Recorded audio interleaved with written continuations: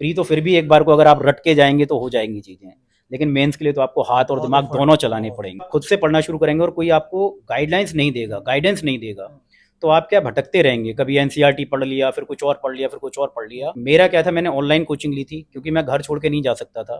मेरे दो छोटे छोटे बच्चे हैं, मुझे अंदाजा नहीं था कि किस तरह से लिखने हैं। तो मैंने क्या, पहले कुछ क्वेश्चंस चीट करके लिख के कि भाई मैंने वो इधर नोट्स खोल रखे हैं, इधर उसका आंसर लिखा है। एक हमारे मन में क्या होता है, मैं आंसर लिखूं तो परफेक्ट लिखूं, और वो परफेक्शनिज्म जो है वो आपका नहीं आ पाएगा। तीसरे दिन तक आते आते मेरी उंगली में गड्ढे पड़ गए थे, और ये पूरा हाथ यहाँ तक मतलब दर्द होना, और ये कोहनी में ऐसे लगना कि यार कल का पेपर लिखा ही नहीं जाएगा। तो उन्होंने पहले ही एक बार बोल दिया था कि प्रदीप अगर आप ऐसे ही लिखते रहे तो डेफिनेटली आपका रिजल्ट जरूर आएगा। माना आपको एक बार जॉब मिल जाती है और आप रिजर्वेशन ले लेते हैं, तो फिर आप अगली बार उस रिजर्वेशन को नहीं ले पाएंगे। हेलो दोस्तों, नमस्कार। मेरा नाम है विभांशु। स्वागत है आप सभी का हमारे एक और नए वीडियो में। तो दोस्तों, यूपीपीएससी 2024 का फाइनल रिजल्ट आने के बाद लगातार हम उसमें सिलेक्टेड कैंडिडेट्स का इंटरव्यू कर रहे हैं। अभी हमारे साथ वर्क ऑफिसर की पोस्ट पर सिलेक्टेड प्रदीप गौड़ सर हैं, जो भारतीय सेना में 15 साल जॉब करने के बाद फिर पीसीएस का एग्जाम दिए, और 23 में दिया था, 23 में नहीं हो पाया था, 24 में दिया, 24 में फाइनल सिलेक्शन हो गया। तो आज के इस वीडियो में इनकी जर्नी के बारे में जानेंगे, किस तरीके से जर्नी रही। और आप में से हमारे साथ बहुत सारे ऐसे लोग हैं जो एक्स सर्विसमैन के बारे में जो है जानना चाहते हैं, क्या चीजें हैं, कैसे तैयारी करनी चाहिए उनको, उसके बारे में डिटेल में इनसे जानकारी लेने वाले हैं। बस आप लोग वीडियो में एंड तक बने रहिएगा। एंड चैनल पर पहली बार आए, चैनल को सब्सक्राइब जरूर कर दीजिएगा। सर, हमारे व्यूवर्स जो वीडियो देख रहे हैं, हमारी तरफ से आपको बहुत बहुत बधाई। बहुत बहुत थैंक यू। और सबसे पहले सभी को मेरा जय हिंद, और आपको और आपके पूरे व्यूअर्स को और पूरी टीम को मेरी तरफ से बहुत बहुत धन्यवाद। देखिए, भारतीय सेना कही जाए तो बहुत गर्व की चीज़ है, और अपने आप में गर्व खुद ही आ जाता है जब आप उस वर्दी को धारण करते हैं। तो मेरे लिए तो बहुत एक मतलब ये भगवान का शुक्रगुजार हूँ कि ड्रीम था मेरा कि आर्मी में बचपन से जाना ही था। फादर भी मेरे आर्मी में ही थे, तो उनको देख के कहीं एक भावना अपने अंदर आई कि मुझे ज्वाइन ही करनी है। तो आफ्टर ग्रेजुएशन 2005 में मेरा ग्रेजुएशन हुआ था, तो फिर उसी टाइम मेरा सिलेक्शन हो गया था एज ए क्लरिकल ट्रेड में। 15 साल मैंने भारतीय सेना में अपनी सेवाएं दी हैं, और उसके बाद में जब 2020 में मैं एक्स नायब सूबेदार तक की रैंक पहुंच गया था, तो वहीं से मैंने फिर अपना जो है रिटायरमेंट ले लिया था। रिटायरमेंट ले लिए, तो क्या मतलब क्या प्रोसेस रहा रिटायरमेंट वगैरह का? उसके बाद जब आप रिटायरमेंट के पहले भी कुछ तैयारी के बारे में आपने मतलब प्लान किया था कि अभी हम कुछ कर रहे हैं, फिर जब रिटायरमेंट ले लेंगे तो काफी अच्छे से प्रिपरेशन करेंगे? देखिए, इस चीज़ के बारे में थोड़ा सा अपनी बेसिक एजुकेशन से शुरू करना चाहूँगा कि मेरी जो स्कूलिंग हुई है वो केंद्रीय विद्यालय से हुई है। मैं बुलंदशहर डिस्ट्रिक्ट का रहने वाला हूँ, तो वहीं से मेरी स्कूलिंग हुई थी। 2000 में मैंने 10th किया था, और 2002 में 12th किया था। फिर सीसीएस यूनिवर्सिटी जो है, चौधरी चरण सिंह यूनिवर्सिटी, उससे मैंने ग्रेजुएशन किया है 2005 में। और वहीं जो है मतलब ग्रेजुएशन के जस्ट एग्ज़ाम देते देते ही फाइनल ईयर के सिलेक्शन हो गया था मेरा। तो फ़ौज में रहते हुए मैंने पहले अपना जो बीएससी छूट गया था उसको कंप्लीट किया 2008 में, और एक सिम्बोसिस यूनिवर्सिटी है जो डिस्टेंस लर्निंग से कोर्सेज कराती है, तो उससे मैंने 2012 में पीजीडीबीए का डिप्लोमा किया हुआ है। फिर मैंने 2 बार ऑफिसर बनने के लिए एसएसबी जो एग्ज़ाम एक होता है इंटरव्यू, उसको फेस किया है, और दोनों बारी जो है मैं बोर्ड ऑफ कॉन्फ्रेंस में नॉट रिकमेंडेड रहा हूँ। तो जब दूसरी बार हुआ था तो 2015 में मैं यहीं प्रयागराज ही आया हुआ था, तो कहीं एक मन में भावना आई कि शायद यहाँ नसीब में नहीं है, अब सिविल में चलते हैं तो कहीं वहाँ मौका मिलेगा कि ऑफिसर वहाँ बन सकते हैं शायद। कहा जाता है जी जी। तो फिर मेरी सिस्टर हैं, बुआ जी की लड़की, हिना नाम है उनका, तो वो तैयारी कर रही थी। उनको देख के थोड़ा सा मन हुआ कि चलो इस यूपीएससी की तैयारी करते हैं। तो एक अटैम्प्ट मैंने 2016 में दिया था। प्रिपरेशन नहीं थी तो होना तो नहीं था, लेकिन एक अंदाज़ा लग गया था कि अब इस फील्ड में जाके कहीं ना कहीं अपनी जो पोटेंशियल है उसको यूटिलाइज़ किया जा सकता है। तो जब ये कोरोना की फर्स्ट वेव आई थी अप्रैल 2020 में, उस टाइम मैंने प्रीमेचर रिटायरमेंट ले लिया था, और उसी के साथ साथ मतलब फुल फोकस हो गया था कि मुझे अब यही करना है। तो 2021 का मैंने यूपीएससी अटैम्प्ट दिया था, उसमें सी सेट थोड़ा सा कमज़ोर रह गया तो नहीं हो पाया था, बट 2022 से फिर मैं पूरा इस प्रिपरेशंस में लग गया। 2023 का मेरा प्री निकला था पीसीएस का, और उसी में जो है मेंस नहीं हो पाया था। तो फिर उसके बाद मन में आ गया कि अब अगली बार जो है पूरी ताकत लगा देनी है, जो भी हो सकता है। तो भगवान की कृपा है और आप सभी जो दोस्त लोग हैं उनकी ब्लेसिंग्स हैं, तो अच्छा, इस इतना बार का। लंबा गैप आपकी पढ़ाई का, क्योंकि आपने 2005 में आपकी जॉब लग गई थी, उसके बाद लगातार अगर देखा जाए तो 15-20 साल का गैप था, उसमें आप कुछ चीजें मतलब कर रहे थे, पढ़ाई कर रहे थे, लेकिन फिर मतलब इतना, क्योंकि ये एग्जाम आसान नहीं है, जी मतलब जी काफी कठिन एग्जाम माना जाता है, यूपीएससी के बाद जो है काफी टफ एग्जाम माना जाता है उत्तर प्रदेश लोक सेवा आयोग का। जी। तो फिर मतलब कैसे आपने किया इसको? देखिए, मेरा मानना एक है कि अगर आपके दिल में एक चिंगारी है कि मुझे ये करना है, और दूसरा आपका फ़ोकस बिल्कुल 100% श्योर है कि मैं जब इस चीज़ में आ गया तो मैं करके ही मानूँगा, उसे छोड़ूँगा नहीं। तो बाकी सारी चीज़ें पीछे हो जाती हैं।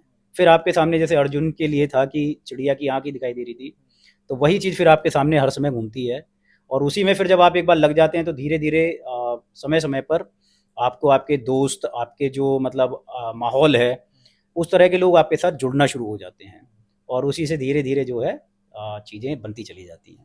एक सर्विसमैन के हम रिजर्वेशन के बारे में जानना चाहें, क्योंकि बहुत सारे लोग कमेंट कर रहे थे कि अगर आपको जैसे कहीं आपने एक बार रिजर्वेशन का फायदा उठा लिया, मतलब आपको मिल गई, जैसे आपको वर्क ऑफिसर की पोस्ट मिल गई, अगर नेक्स्ट ईयर आप 26 में एग्जाम देने वाले हैं एसडीएम के लिए, तो क्या मतलब वहां भी रिजर्वेशन आपको मिलेगा या फिर क्या प्रोसेस रहता है उसके बारे में? देखिए, इस चीज़ के लिए मैं सबसे पहले हमारे एक एक्स सर्विसमैन हैं, सतीश चंद्र शुक्ल जी, उनका जो संघर्ष रहा है, उसके लिए मैं उनको कोटि-कोटि धन्यवाद देना चाहूँगा, क्योंकि उनकी बदौलत ये हुआ है कि हमें 2021 से 5% रिज़र्वेशन इन सर्विसेज़ में मिलना शुरू हुआ है। कहाँ उत्तर मतलब उत्तर उत्तर प्रदेश प्रदेश में? में, जी, जी, उत्तर प्रदेश में 5% जो है ग्रुप ए और बी की जो जॉब्स हैं, उसमें मिलना शुरू हुआ है।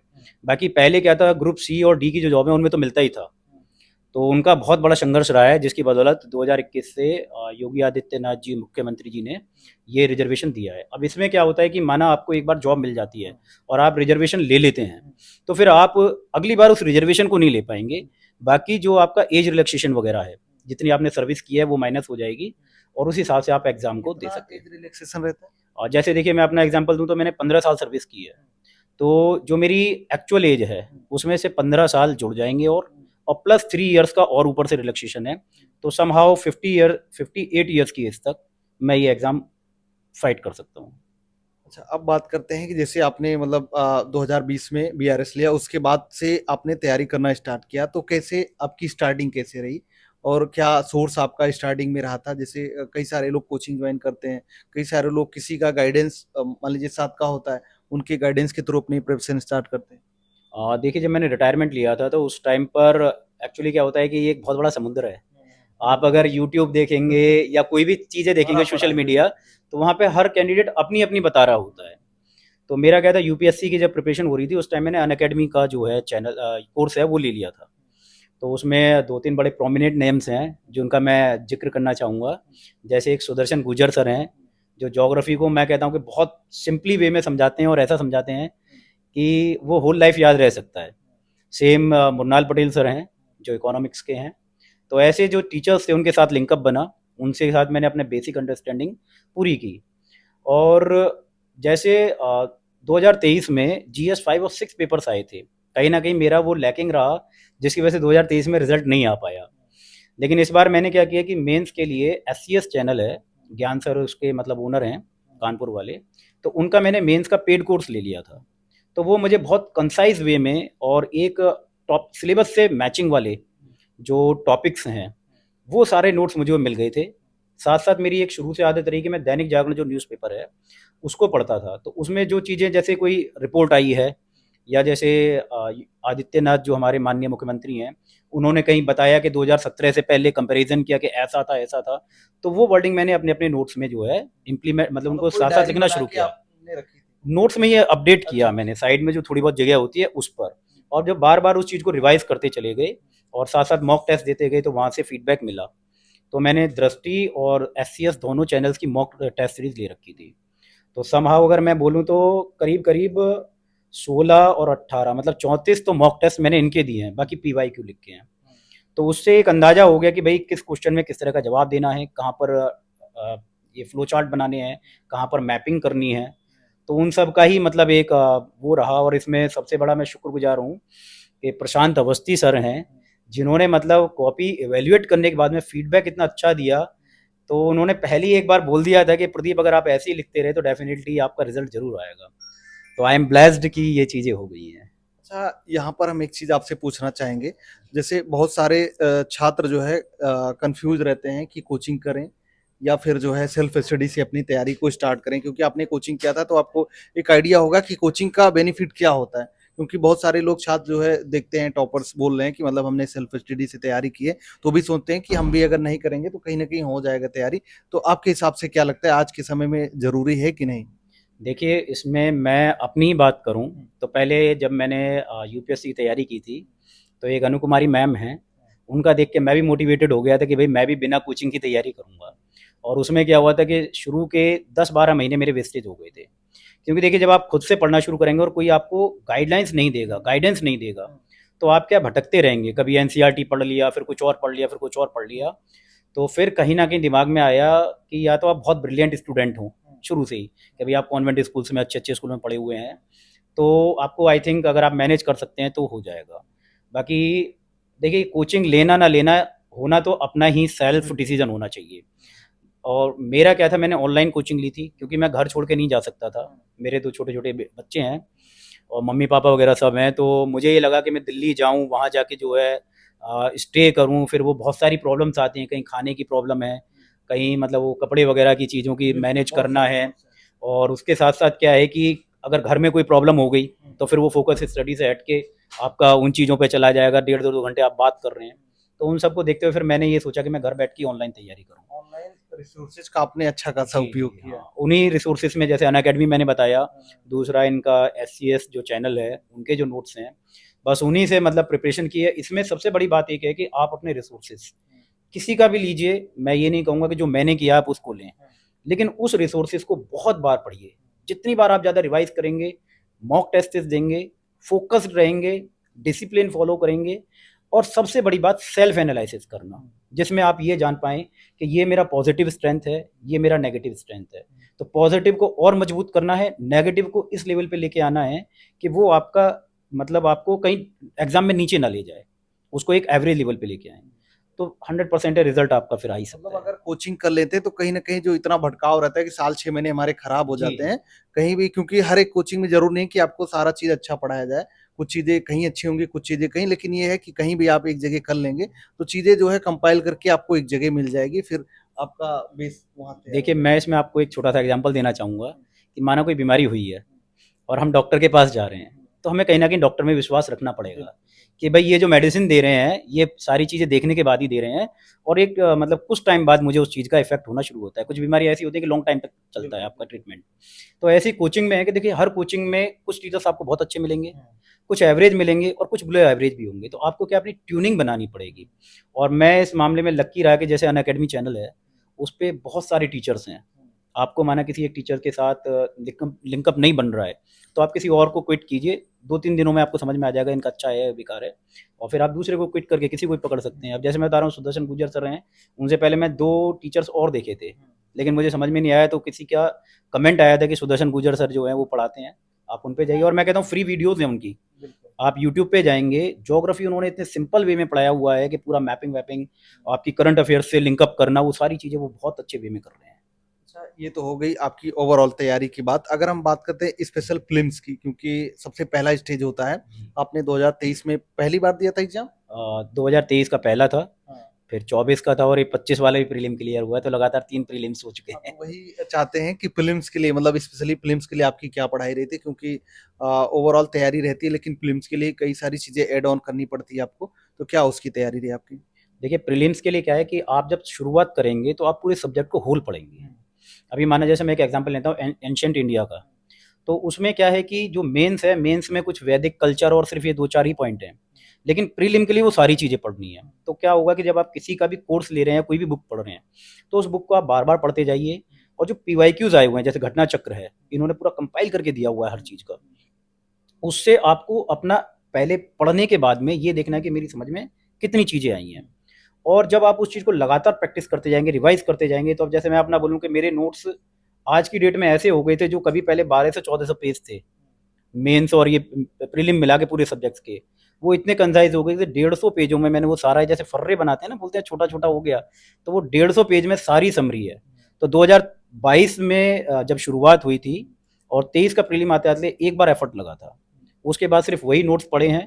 करंट अफेयर्स के लिए मैंने जैसे दिल्ली दैनिक जागरण न्यूज़पेपर में पढ़ता था, उससे अपने नोट्स बनाने, और साथ साथ घटना सार करके एक मैगजीन आती है एग्जाम से जस्ट 15-20 दिन पहले, तो जब वो आती थी तो फिर उसको घोट के मतलब लगातार पढ़ते जाओ पढ़ते जाओ पढ़ते जाओ।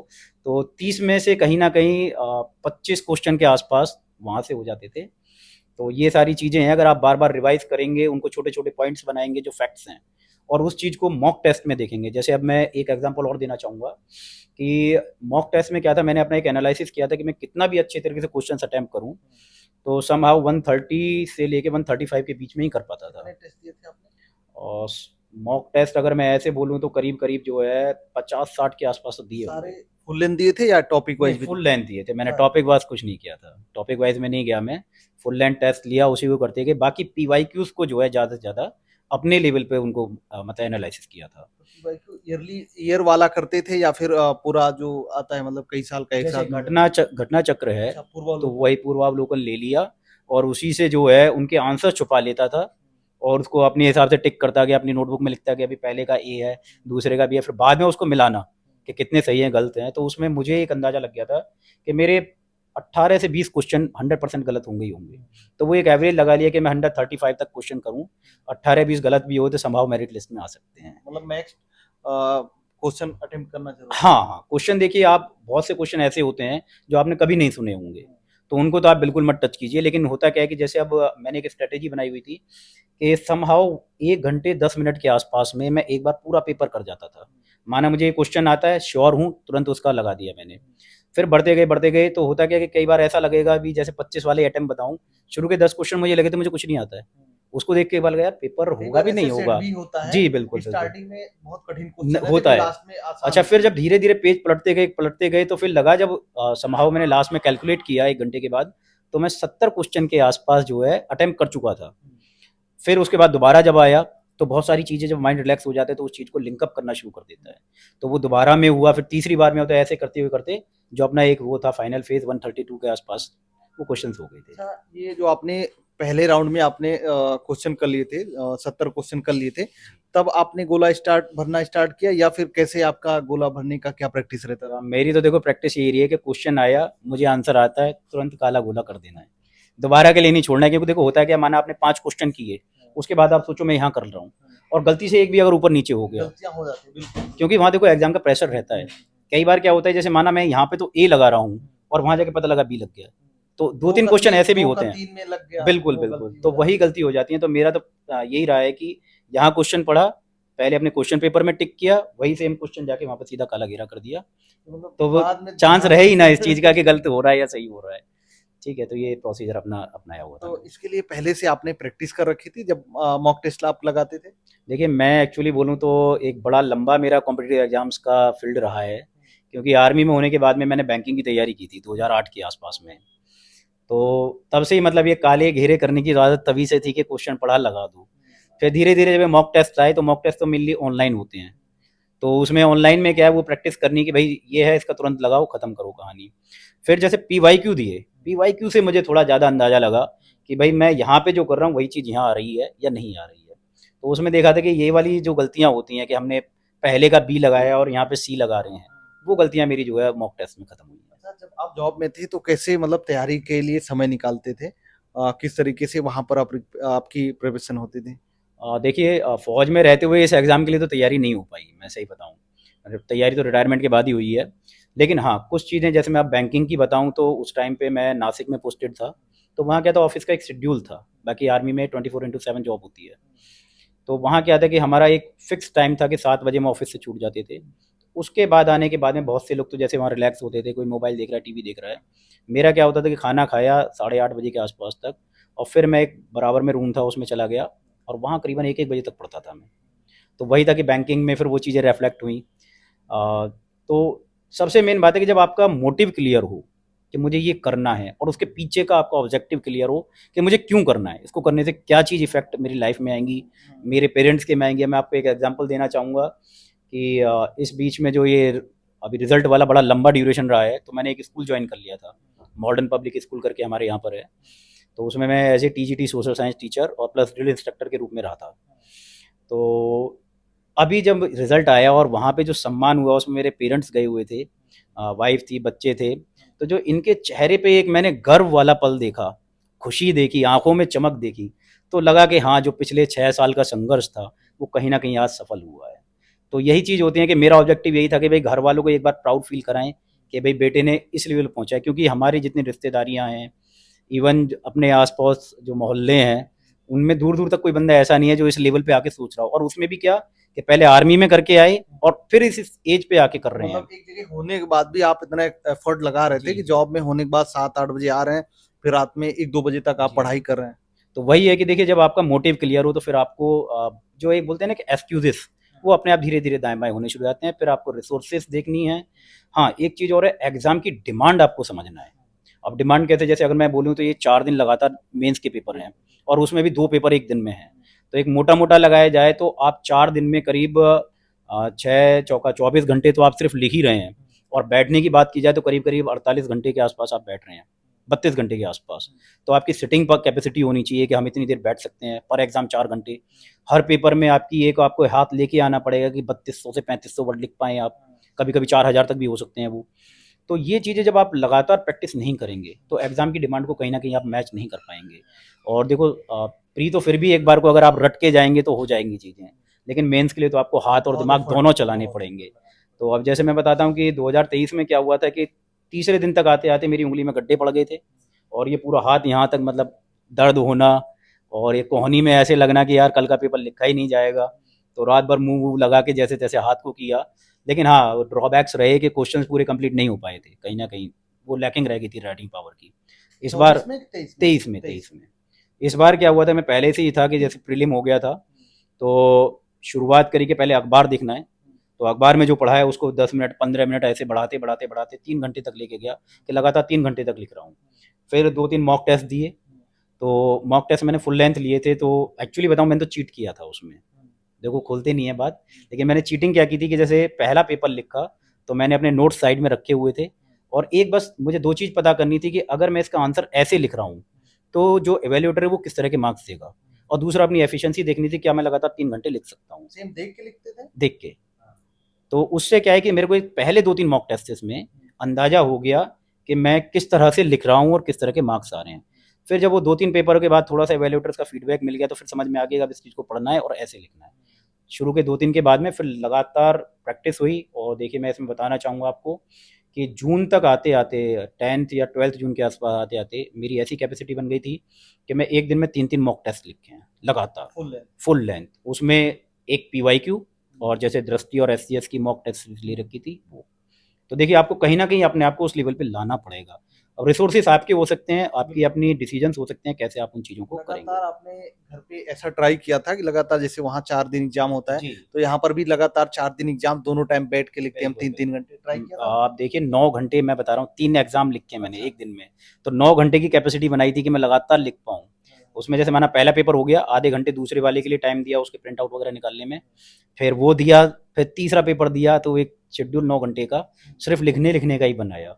तो वही है कि रिफ्लेक्ट हुआ है रिजल्ट में। काफी अच्छी पोस्ट है। बाकी बात करते हैं कि स्टार्टिंग जैसे मतलब आंसर राइटिंग तो आप बता ही रहे हैं, लेकिन स्टार्टिंग कैसे रही आपकी? मतलब क्योंकि स्टार्टिंग में कई बार चीजें खराब भी लिखते हैं, तो ये चीज देखिए, एक हमारे मन में क्या होता है, मैं आंसर लिखूं तो परफेक्ट लिखूं, और वो परफेक्शनिज्म जो है वो आपका नहीं आ पाएगा अगर आप सोचते रह गए तो जैसे मैं बता रहा हूँ कि मुझे अंदाजा नहीं था कि किस तरह से लिखने हैं। तो मैंने क्या, पहले कुछ क्वेश्चंस चीट करके लिखे कि भाई मैंने वो इधर नोट्स खोल रखे हैं, इधर उसका आंसर लिखा है। फिर उसके बाद जब आपका फीडबैक आना शुरू हो जाता है तो कहीं ना कहीं आपको जो चीज़ें उसमें मिल रही हैं, फीडबैक में मिल रही हैं, क्योंकि तो घर पे आपके पास में बोलते हैं ना, जैसे अब हमारे एक आर्मी में बहुत बड़ी कहावत है कि शांति काल में बहाया हुआ पसीना युद्ध काल में खून को बचाता है। तो वही चीज़ यहाँ पर थी कि जो मेरा मॉक टेस्ट हैं वो मेरी वो प्रिपरेशन चल रही है जो एग्जाम में दिखाएगी। तो वो धीरे धीरे जब शुरू वाले क्वेश्चंस लिखने के बाद में फीडबैक मिला कि भाई इसमें यहाँ पे आप डेटा लाइए, यहाँ पे आप मैप बना सकते हैं, यहाँ पे कुछ और चीज़ कर सकते हैं। जी जी जी। तो उनको धीरे धीरे आप करते जाइए। तो देखिए, चीट वर्ड मैं बोल रहा हूँ तो इसको नेगेटिव वे में मत लीजिए, क्योंकि अंदाजा किसी को नहीं होता है कि मुझे आंसर कैसे लेने हैं। जी, तो भाई मुझे अपनी कैपेसिटी दो देखनी थी कि एक तो मैं आंसर किस तरह लिख रहा हूँ तो फीडबैक क्या मिल रहा है एवेल्यूएटर का, दूसरा क्या मैं इस कैपेबल हूँ कि मैं 3-4 घंटे लगातार लिख सकता हूँ या मेरे हाथ थक जाएंगे और मैं पेन छोड़ दूंगा। तो वो चीज़ें हैं, जब आप एक बार उसको प्रॉपर वे में लेके आएंगे तो चीज़ें अपने आप धीरे धीरे आपकी इम्प्लीमेंट होती चली जाएंगी। अच्छा, ये सब सारी चीजें होगी। अब हम बात करते हैं जैसे क्या है कि पेपर 5 और 6 इसके लिए आपका क्या रिसोर्सेज रहा था? देखिए, इसके लिए मेरे रिसोर्सेज जो मैंने बताया कि एससीएस के मैंने पेड ग्रुप ले लिया था, तो उनके जो नोट्स हैं मेरे वही नोट्स रहे थे, और साथ साथ जो अखबार में चीज़ें आती थी उनसे जो यूपी से रिलेटेड डेटा होते थे, उन डेटा को मैं वहीं अमेंड कर लेता था। जैसे कि भाई स्वास्थ्य की कोई रिपोर्ट आई कि यूपी में इतने हॉस्पिटल्स हैं और क्या मतलब कंडीशन है, कितने डॉक्टर होने चाहिए, कितने नहीं है। शिक्षा का आया कि भाई शिक्षा में इतने मतलब स्कूल्स होने चाहिए, टीचर जो उनका अनुपात है वो कितना कम है, नेशनल लेवल पे देखा जाए तो कितना बिलो है। वो सारी चीज़ें कहीं ना कहीं डेटा वहीं उन नोट्स में अपडेट करता गया, और जैसे जैसे फीडबैक मिलते गए उन फीडबैक को आंसर्स में इम्प्लीमेंट करता गया। लास्ट में सर आप अपने साथी जो एक्स सर्विसमैन हैं जो या फिर आर्मी में अभी भी मतलब सेवाएं दे रहे हैं, उनके लिए कोई मैसेज या सजेशन देना चाहेंगे? बिल्कुल जी, देखिए लक्ष्य कोई भी ऐसा नहीं है, जब आप मेहनत करें तो उस चीज़ को ना पा पाएँ। दूसरी बात ये है कि देखो मेरा तो छोटा सा एक मंत्र निकल के आया है इन 6 सालों में, कि सबसे पहले तो आप अपना गोल चूज़ कीजिए, उसके प्रति फ़ोकस्ड रहिए, डिसिप्लिन्ड रहिए और सेल्फ एनालिसिस करते रहिए। इसके साथ-साथ जो आपके कुछ मोटिवेटर्स हैं, जैसे अगर मैं नाम लेना चाहूँ तो हमारे 3 ऑफ़िसर्स के नाम याद आते हैं जिन्होंने मुझे बहुत सपोर्ट किया हमेशा। जैसे सबसे पहले एक ब्रिगेडियर सीबी छत्री थे, जिनके साथ मैंने शिमला में काम किया था। फिर कर्नल एके मेहरोत्रा साहब हैं, जो आज भी मेरे लिंकअप में हैं, कंटिन्यू हमारे सुबह वाले मैसेज चलते हैं, राम-राम वाले।